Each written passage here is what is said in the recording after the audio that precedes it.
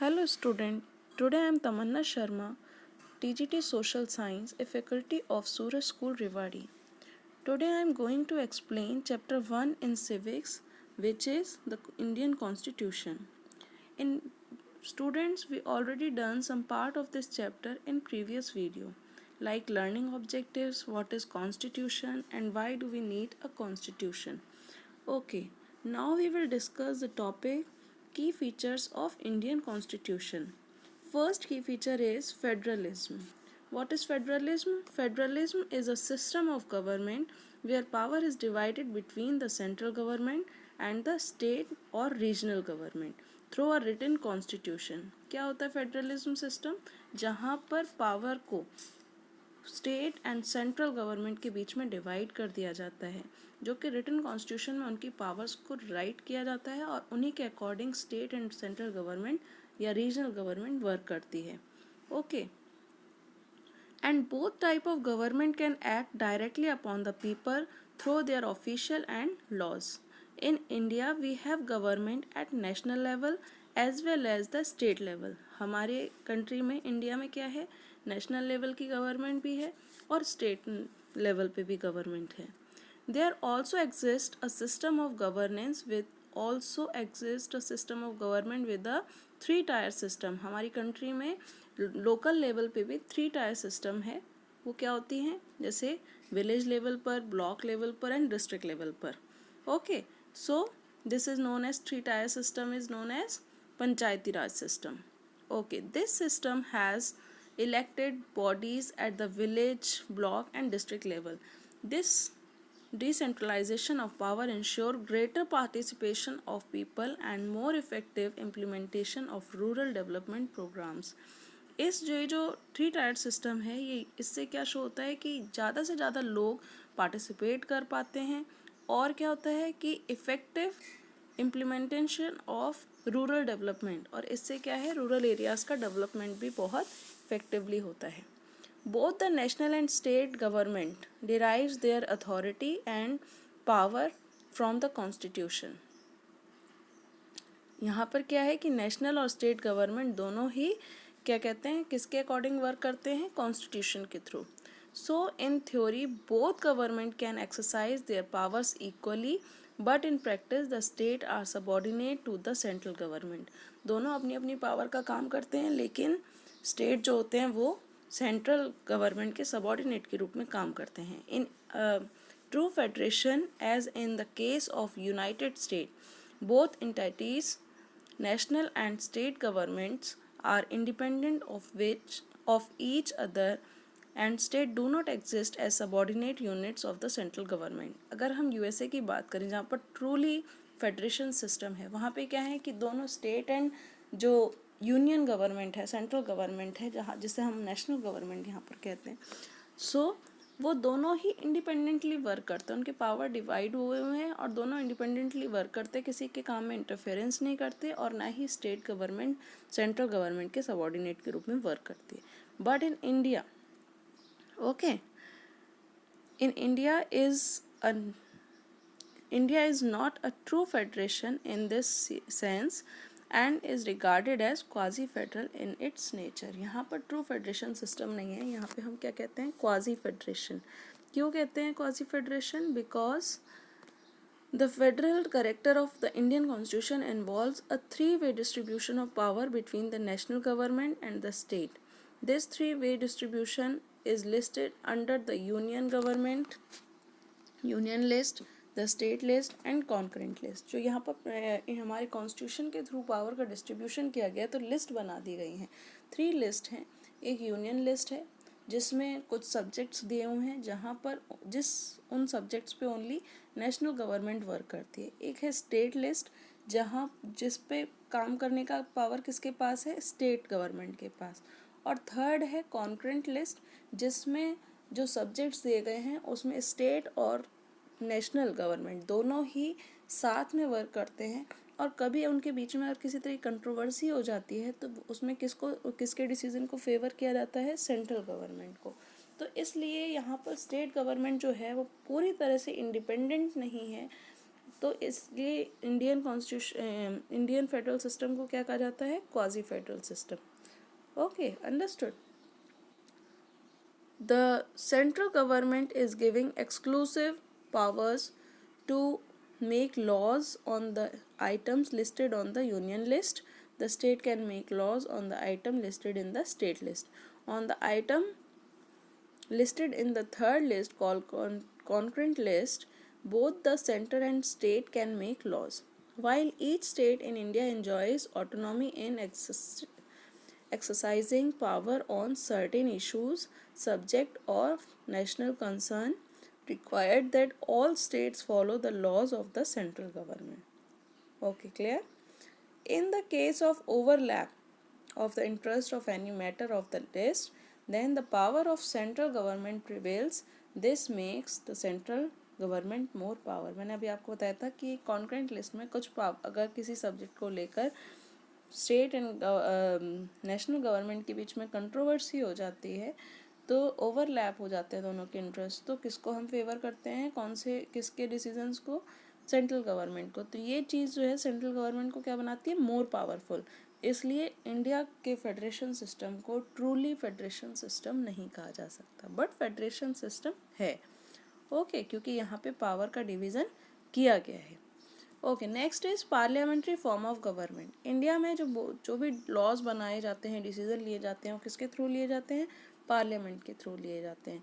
तो इंडिया में क्या है? पार्लियामेंट्री सिस्टम है। India has adopted a parliamentary form of government in which people elect their representative. इसमें क्या होता है? पीपल अपने रिप्रेजेंटेटिव को इलेक्ट करते हैं और फिर उनके रिप्रेजेंटेटिव पीपल के बिहाफ में डिसीजंस लेते हैं। Furthermore, every citizen is free to contest election irrespective of his, her social or economic status. There is a distinction between the head of state and head of government.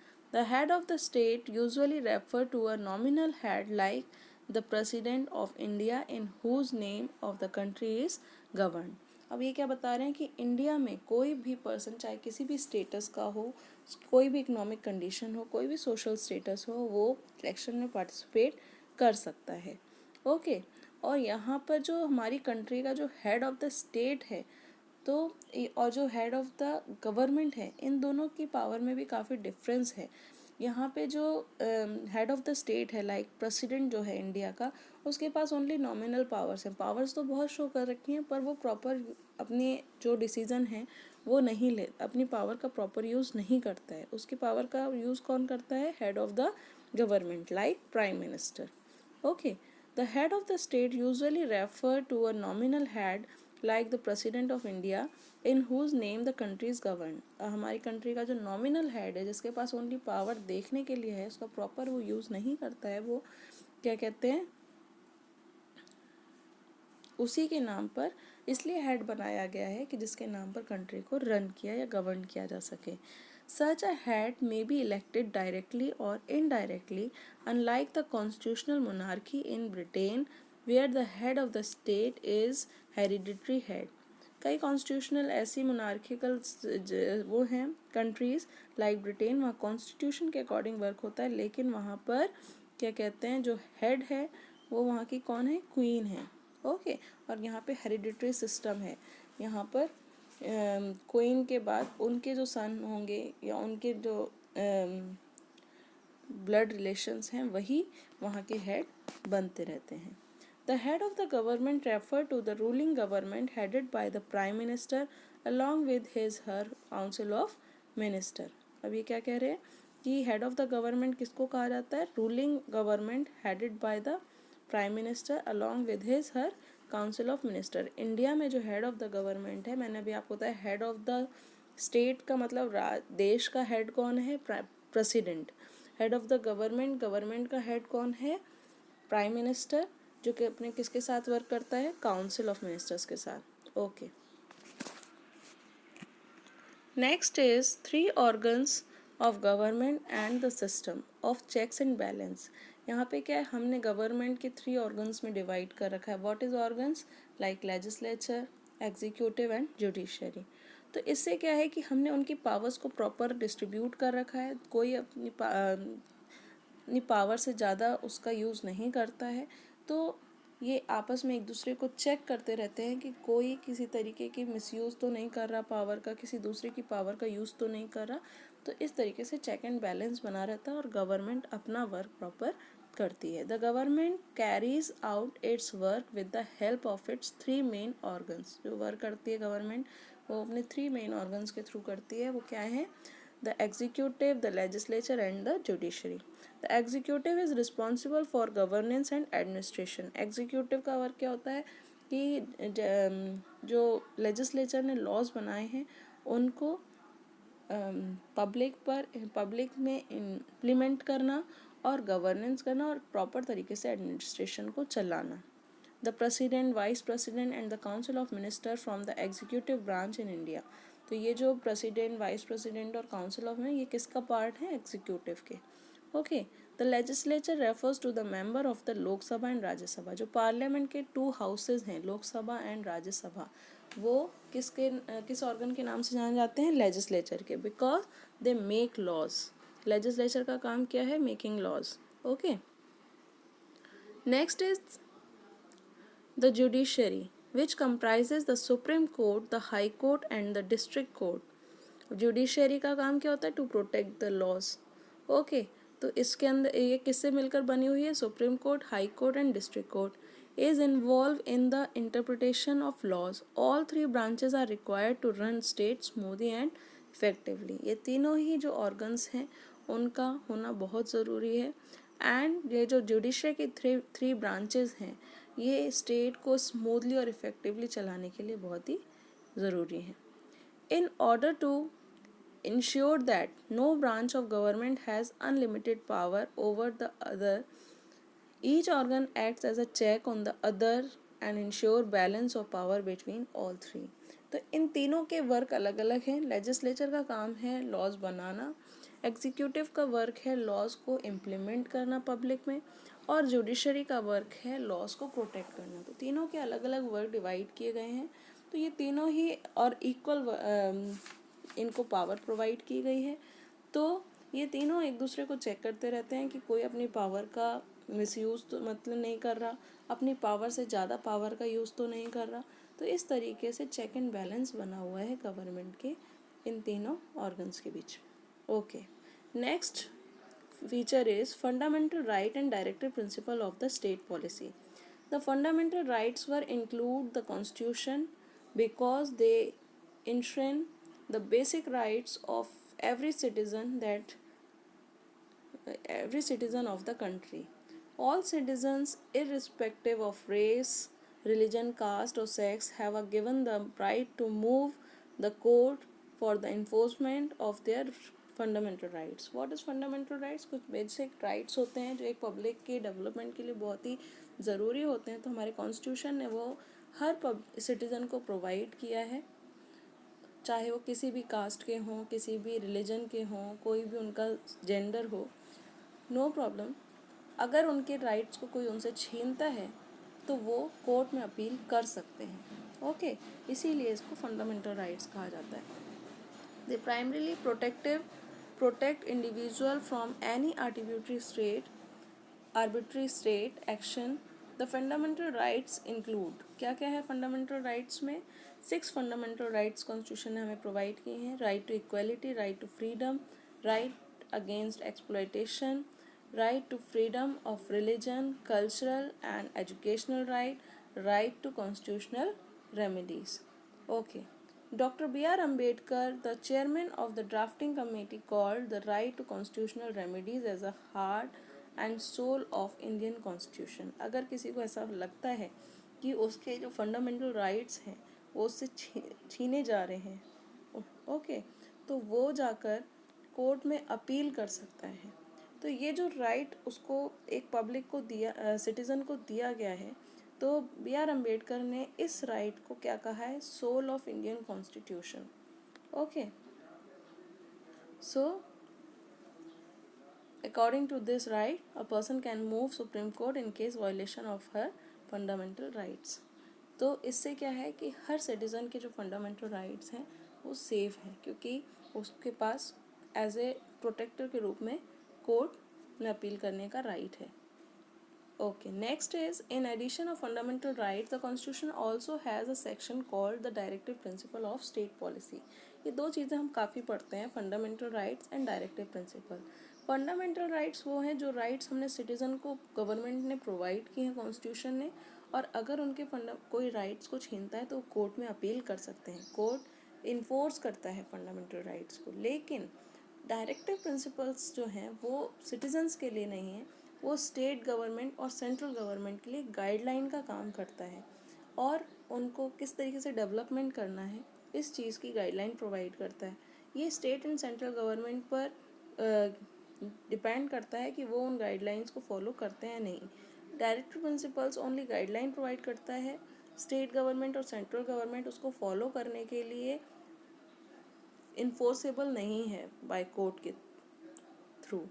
Okay, these are guidelines to the central and the state government of India for framing laws and policies by which people can lead a good life.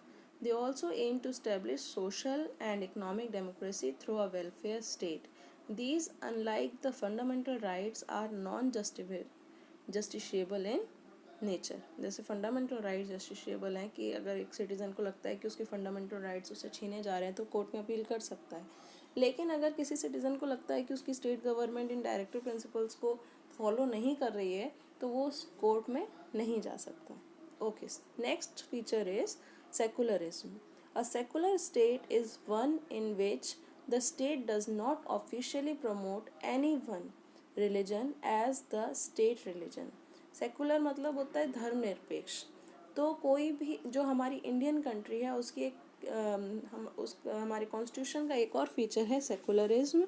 जहाँ हमारी country में कोई भी state religion, country का कोई national religion नहीं है, हर religion को इक्वली रिस्पेक्ट प्रोवाइड की जाती है.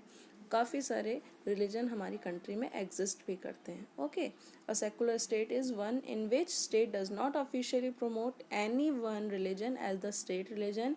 In India, secularism can be understood as treating all religions equally and with respect. Okay, challenges before the Constituent Assembly. जब कॉन्स्टिट्यूंट असेंबली इंडिया का कॉन्स्टिट्यूशन बना रही थी तब उसे कौन कौन से चैलेंजेस फेस करने पड़े. Drafting the constitution for the huge and diverse country like India was not an easy affair. एक ह्यूज और डाइवर्स कंट्री के लिए कॉन्स्टिट्यूशन ड्राफ्ट करना कोई आसान काम नहीं था. The long experience of authoritarian rule under the British had convinced our ruler as well as the people that free India should be a democracy in which everyone should be treated equally and be allowed to participate in governance. हमने जब Britishers हमारे ऊपर rule कर रहे थे तो एक बहुत लंबे टाइम तक हमने अथॉरिटेरियन रूल, जो भी वो गवर्नमेंट ब्रिटिश गवर्नमेंट कहती थी उसको हम फॉलो करते थे. इस तरीके से हमने अथॉरिटेरियन रूल को फेस किया था. तो हमारे जो लीडर्स थे वो चाहते थे कि जो आने वाला टाइम है तो हम इस तरीके से कॉन्स्टिट्यूशन को फ्रेम करें जिससे कि हर सिटीज़न गवर्नमेंट में पार्टिसिपेट कर सके, और जो इसका गवर्नमेंट फॉर्म है वो डेमोक्रेटिक होना चाहिए जिससे हर सिटीज़न इक्वली ट्रीटेड हो सके. Okay, thus India's freedom struggle was not merely a struggle against a foreign rule. In fact, it was also a struggle to regenerate our country and transform our society and politics. तो India जो freedom का जो struggle था, not only वो सिर्फ foreign rule के against ही नहीं था बल्कि अपनी कंट्री को रीजनरेट करना था, उसका डेवलपमेंट करना था. ओके, उसमें न्यू पॉलिसीज़ बनानी थी, सोसाइटीज़ स्टैब्लिश करनी थी. काफ़ी सारे चैलेंजेस इंडियन कॉन्स्टिट्यूशन असेंबली जो थी उसको फेस करने पड़े. The participation of country into India and Pakistan was a traumatic experience for the people of both countries. हमारी दोनों ही जो कंट्रीज़ हैं, पाकिस्तान और इंडिया, दोनों को ही काफ़ी प्रॉब्लम फेस करनी पड़ी इस पार्टीशन की. The merger of the princely state was a difficult and uncertain task. हमारी जब हमें फ्रीडम जब मिली तो उसके बाद इंडिया के साथ कई सारे प्रिंसली स्टेट्स मर्ज हो रहे थे जो कि उस वक्त इंडिपेंडेंट स्टेट्स थे और वो इंडिया के साथ मर्ज होना चाहते थे, तो उनको मर्ज करना भी इंडिया के लिए एक टिपिकल टास्क था. When India became a republic, it was a complete radical break with the past. The people of India chose to place themselves under a supreme law instead of being ruled by a monarch. They adopted a system of governance that vested the power of governance under three branches. अब जब हमें freedom मिली तो हमने क्या बनाया, सबसे पहले India एक रिपब्लिक कंट्री बनी कि यहाँ के हेड को कौन चूज़ करेगा, यहाँ की पब्लिक चूज़ करेगी. और जो पावर है वो सुप्रीम लॉ जो है वो कौन होगा, कॉन्स्टिट्यूशन. और यहाँ पर क्या कहते हैं, इंडिया में इस तरीके से बनाया गया कॉन्स्टिट्यूशन जिसमें कि जो पावर है किसी एक के हाथ में ना रहे, वो अथॉरिटेरियन ना बन जाए, मोनार्क ना बन जाए. तो हमने पावर को क्या किया, डिस्ट्रीब्यूट कर दिया गवर्नमेंट के थ्री ब्रांचेस में. वो थ्री ब्रांचेस कौन सी हैं, executive, the legislature and the judiciary. The Constitution meticulously defines the powers and responsibility of the three branches and regulates relations between the center and the state. तो ये constitution क्या करता है, इन तीनों ब्रांचेस की जो भी रिस्पॉन्सिबिलिटीज़ हैं, पावर्स हैं और इन तीनों के बीच में क्या रिलेशंस हैं, उनको डिफाइन करता है. The framers of the Constitution took into account the geographical and ethnic diversity of the country to make democracy more effectively. जो हमारे फ्रेमर्स थे कॉन्स्टिट्यूशन के, उन्होंने हमारी जियोग्राफिकल और एथनिक डाइवर्सिटी को भी ध्यान में रखा, जो कि हमारी डेमोक्रेसी को मोर इफ़ेक्टिव बताते हैं. तो इन माइनॉरिटी ग्रुप्स के वेलफेयर के लिए भी उन्होंने कॉन्स्टिट्यूशन में राइट किए हैं.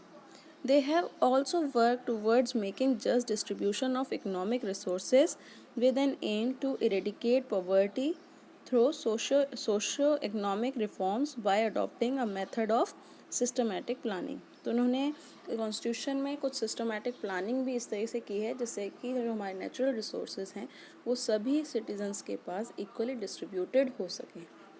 क्लियर है? Okay, your chapter is complete. I hope you understood this chapter.